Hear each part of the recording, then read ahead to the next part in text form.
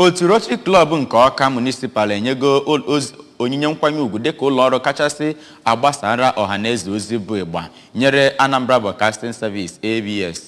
Onye isi ụlọ ọrụ ABS bụ Sachido Obidiegwu n'onwe ya natakwaziri onyinye nkwanye ugwu dịka onye na-alụ ọrụ n'ụzọ pụrụ iche. Emmanuel Chewata gakọtọpụrụ gị akụkọ a.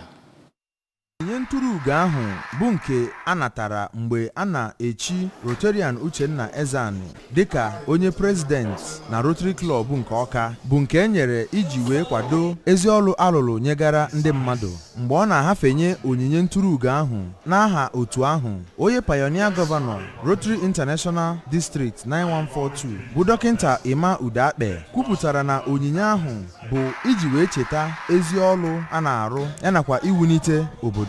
Ọ kọwara ABS dịka ụlọ mgbasa ozi tegoro aka n'obodo anyị bụ Nigeria, ma dozikwe onye managing director ka ọ gbaa mbọ dozigharịa ụlọ ọrụ ahụ ka o wee bụrụ ọkacha ibe n'ala anyị bụ Nigeria. Na nzaghachi ya, Sachido kenere ndị ọrụ ABS n'ezi ọrụ ha na-arụ ma kwezikwe nkwa na ọ ga na-akwado otu ahụ.